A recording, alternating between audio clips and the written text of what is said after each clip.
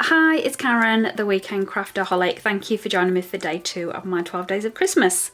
I'm going to put you on fast forward while I talk you through the process of making this Christmas card. So let's get stuck into that. Now I've decided to use Distress Oxides just to blend my background. You can see here that I'm just using these pre-cut cards from scrapbook.com.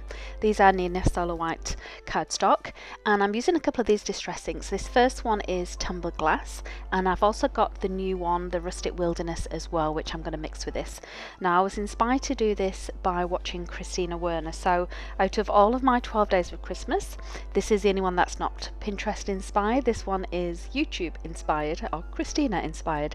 She actually did a live stream. She did 3 colour combos actually, but I just wanted to do the 2, and I absolutely love the way this new green Rustic Wilderness colour merges with these lighter blues as well.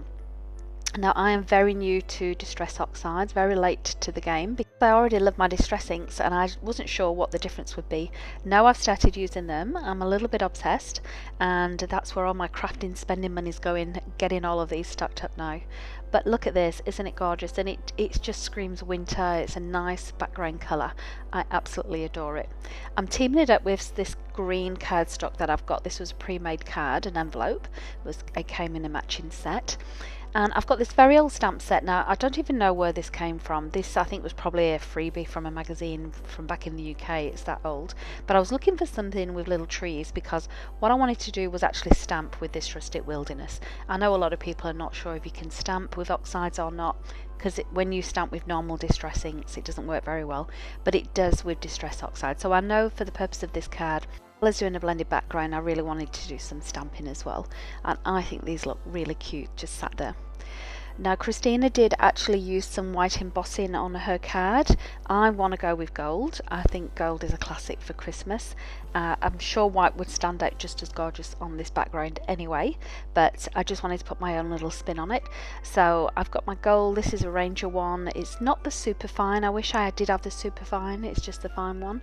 And again, this stamp set that I'm using here is one I think from Rosie's Studio from a few years ago. It's my favourite one. I always go to this stamp set for Christmas. I always come back to it. I just love the font and the design. So you can see here I did some Versamark stamping.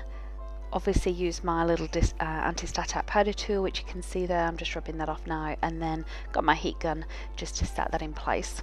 I decided the top looked a little bit empty, so I'm going to actually put this stamp in the top corner. These are just some little baubles, and I did ponder whether or not I should do them a different colour, but I thought no, I'll keep it consistent. So again, using the anti-static powder tool, stamping with my Versamark, and I always do that a couple of times just to make sure I get a good impression. And then similar with the embossing powder, I always cover that twice as well just to make sure there's no missing bits. And then it's time to heat that up, and I always use my stamping positioning tool as well when I'm doing embossing, just to make sure I do have the option to do a double stamp on that as well, rather than using an acrylic block. Okay, now you can see that is almost done.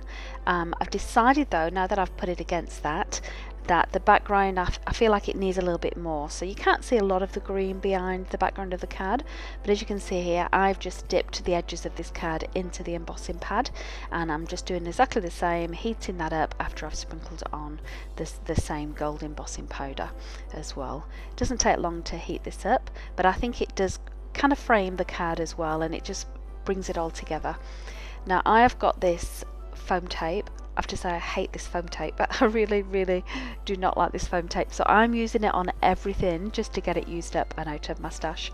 I don't know what's wrong with it, it's just too sticky. It's almost like it melts. I don't know if it's because of the heat here in Australia. But that is my card almost done.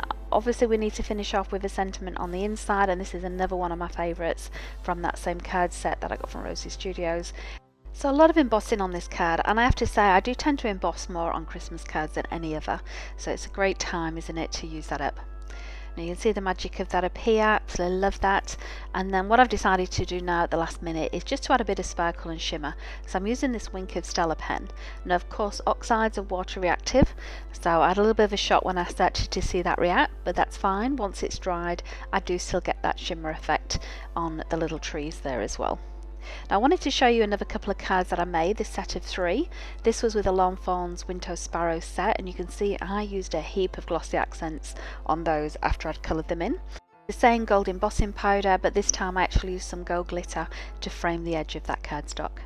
And here you see again a lot more simple, same background but with a white frame and with just the little gold trees. So I hope you like those. 3 different cards, all using a different frame layout but exactly the same blending, and I'm really pleased with how they came out. Hope you join me tomorrow for day 3. We're going to be doing some Santa treat holders, so please join me for that. Otherwise, have a great day. Thanks for watching.